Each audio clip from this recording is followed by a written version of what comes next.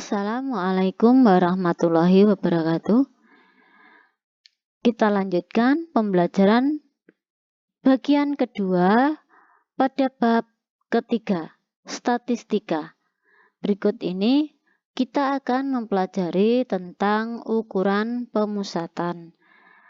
Ukuran pemusatan di dalamnya yang dipelajari adalah berkaitan dengan min, modus, dan median. Min, rata-rata; modus, nilai yang paling sering muncul; median, nilai tengah. Nah, dikatakan merupakan ukuran pemusatan. Sekelompok data, dari kelompok data itu, jika ditentukan nilainya, ketiga nilai tadi mempunyai nilai yang hampir sama atau mendekati sama. Jadi itulah yang dikatakan ukuran pemusatan. Apa saja? Tadi yang pertama min atau rata-rata. Dalam sehari-hari saya kira kalian sudah sering menghitung, sudah sering berlatih dengan sendirinya. Jadi ini ilmu yang tidak harus diajarkan, kalian sudah menggunakan. Nah, apa itu? Untuk menghitungnya, jumlah nilainya ini sebagai contoh, kalau Andi mengikuti 4 kali ulangan, berapa nilai rata-rata Andi? Nah, dari keempat nilai itu dijumlah, berarti jumlah nilai dibagi dengan banyaknya nilai 4, banyaknya data 4. Nah, kalau ditampilkan dengan datanya itu dengan tabel, berarti jumlah nilai dibagi dengan jumlah frekuensinya. Di sini kan bisa frekuensinya berapa masing-masing, terus jumlahnya. Nah, itu jumlah frekuensi atau sigma. Sigma itu jumlah ya. Sigma dari N kali F nanti dibagi dengan sigma F. Apa itu artinya? Nanti di contoh kedua. Nah, ini contoh kedua ini ya, yang B. Untuk menentukan rata-rata, kalau disajikan dengan nilai dan frekuensinya, berarti kita hitung yang pertama, tambahkan satu kolom lagi N kali F. Jadi nilai dikalikan dengan frekuensi masing-masing baris. Nah, ini dikalikan. Kalau dibuat satu persatu kan yang nilainya 5 ada 4, berarti 5, 5, 5, 5. Kalau dijumlahkan kan 20 ya, sama saja 20 itu dari 5 kali 4. Nah, masing-masing dikalikan kemudian dijumlah. Nah, inilah jumlah nilainya.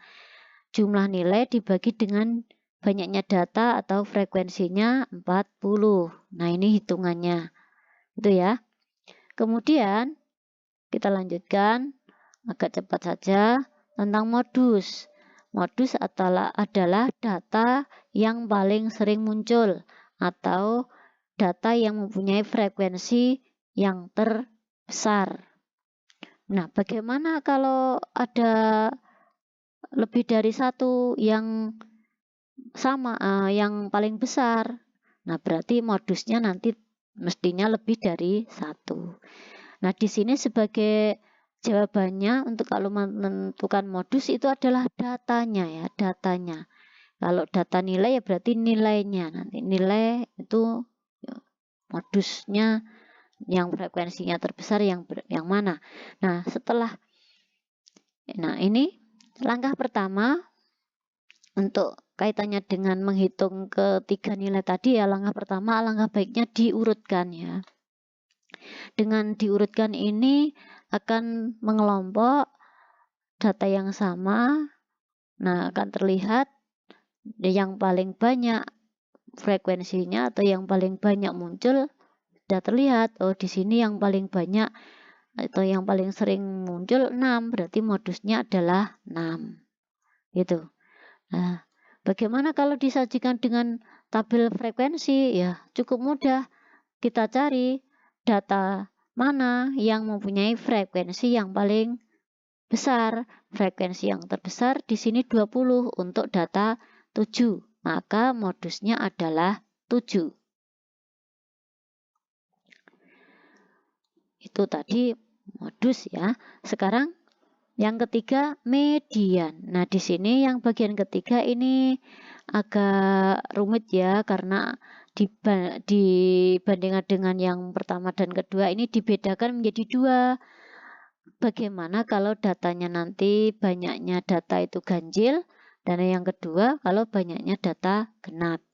Nah, sekarang yang pertama, untuk banyaknya data ganjil ya. Misalnya ada 3 nilai, ada 3 data. Mediannya yang paling tengah itu berarti data urutan kedua. Nah, 2 di sini kita cari 2 di sini sama dengan tengah-tengahnya ya, mediannya. Berarti untuk menentukan median dari n data, berarti tinggal n ditambah 1. Kalau tadi 3, itu mediannya adalah 4. Nah, 4 dari mana? Mediannya adalah 2 ya. 2 itu 3 tambah 1 dibagi 2. Maka kalau datanya ganjil, tambahkan 1 dulu, baru dibagi 2. Kalau banyaknya data 13, maka 13 tambah 1 bagi 2 kan 7. Oh, berarti mediannya adalah urutan ke-7. Jadi di sini. Itu kalau dengan dituliskan secara langsung di daftar ya. Tapi kalau dengan tabel distribusi frekuensi, bagaimana menentukan mediannya?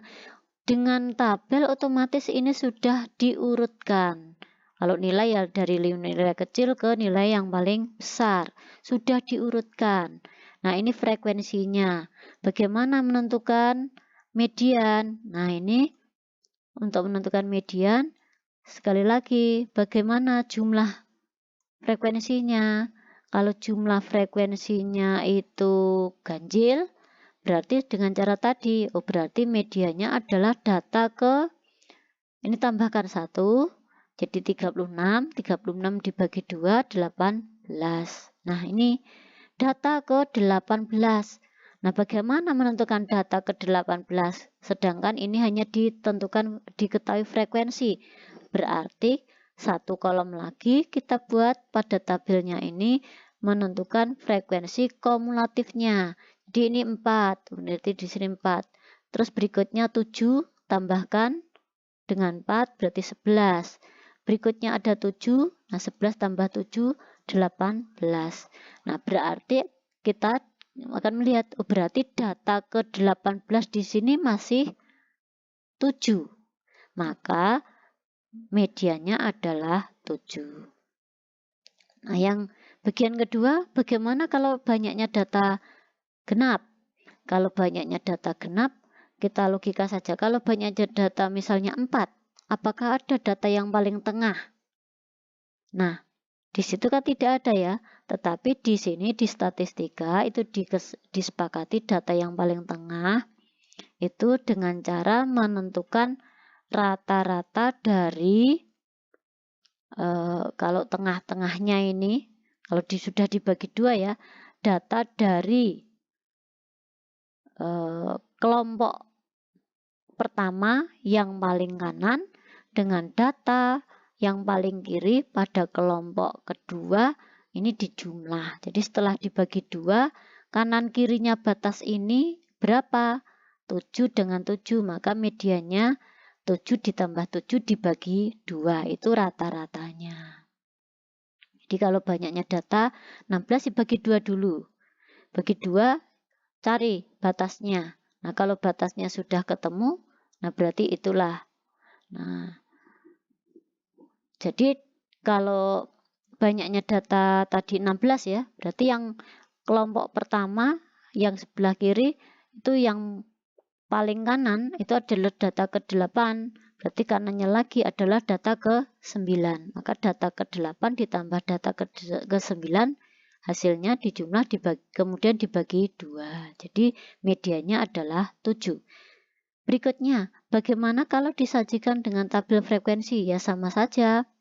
Dengan tabel frekuensi, oh sekarang ini jumlah frekuensinya adalah 40, jadi genap ya. Kalau genap logikanya 40 kan berarti tengah-tengahnya tidak ada. Berarti kita bagi 2 dulu, 40 dibagi 2. 40 dibagi 2 berarti yang kelompok pertama ada 20 data, yang kelompok kedua juga ada 20 data. Nah, kita ambil data yang paling kanan, kelompok pertama, itu adalah data ke-20. Kemudian data pertama dari kelompok yang kanan ya, data kelompok yang kanan, yang paling kiri, berarti data ke-21.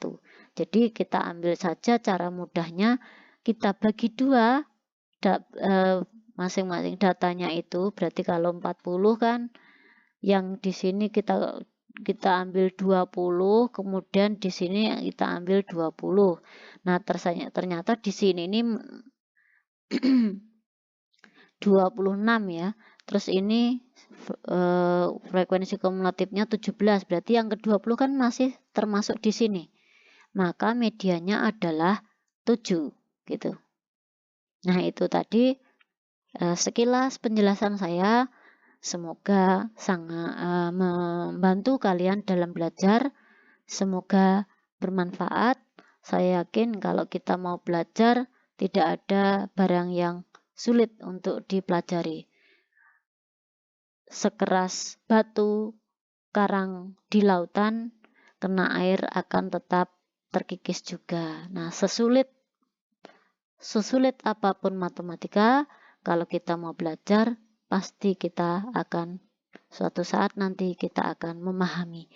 Jadi pesan saya, jangan menyerah untuk selalu belajar. Saya akhiri. Wassalamualaikum warahmatullahi wabarakatuh.